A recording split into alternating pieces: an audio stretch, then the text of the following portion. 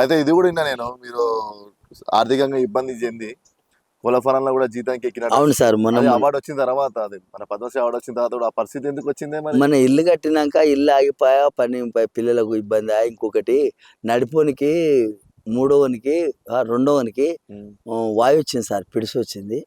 వాయు వచ్చి పడిపోయిండు, తగ్గపోతే అప్పులు చాలా అయినాయి సార్. అప్పుడే పైసలు లేకపోతే చాయకృష్ణ హాస్పిటల్ పోతే ఆ కేవి రమణాచార్య ఫోన్ చేసి అలా బామ్మారిదేనంట, బావనంట సారు. ఆయన మంచిగా చూసి 2 లక్షలు అయితే కూడా పెట్టుకున్నాడు, మంచిగా చేపించి మంచిగా అయింది. ఆయన గోళీలు వాడాలంటే గోళీలకు లేకుండా అయితే కోళ్ళఫారం కాడికి పోయి జీతం ఉండి ఏదో పొద్దుముక్కులు ఉండాలి, నైట్ ఇంటికి రావాలి, సాయంత్రం అట్లా కాపులో ఉండాలి. అంటే నెలకు 10,000 ఇస్తా అంటే ఉండి ఆడ మాలు కలిపితే అదంతా రియల్ అయ్యి చేసి చూసి ఆ ఫారం కాడి పెట్టి ఎవరు చెప్తే, అది ఎవరు చెప్పారు సార్, కేటీఆర్ సార్ గుర్తయింది.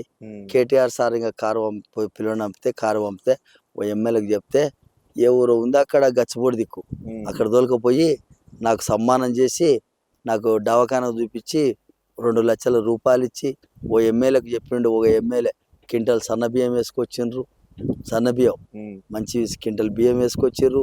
ఆయన కూడా 50,000 ఇచ్చిపోయిండు. ఆ ఎమ్మెల్యే కూడా మంచిగా సాయం చేసారు సార్. ఇంకా అవే బియ్యంతో ఆ పైసలతో మంచిగా చూపించుకున్నా. పనిచేసి ఎన్ని రోజులు అవుతుంది? ఒక ఏడాది అంటే అప్పటికి కేసీఆర్ ఉన్నాడా? లేడు, దిగిపోయాడు.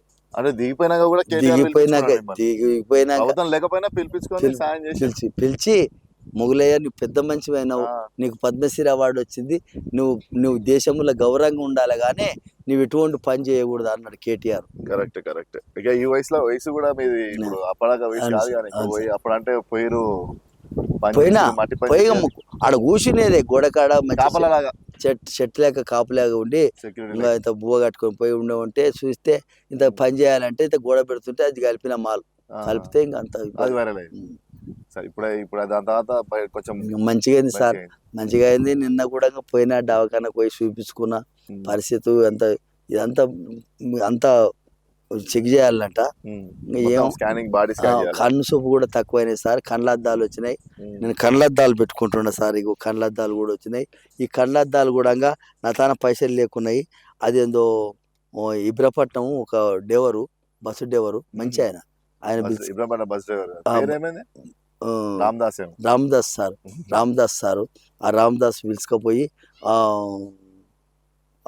పెద్ద దవాఖానా కోటి జుబ్లీస్ లో ఉంది ఆ దవాఖానా, కండ్లద్దాలు పెద్దది ఏమో దవాఖానా అంటారు. అది 100 మంది 1000 మంది ఎన్వి ప్రసాద్ అది 3-4 రోజులు అవుతాయంట. నాకు ఒక్కటే గంటలో చూసిండ్రు పద్మశ్రీ మొగులయ్య అని.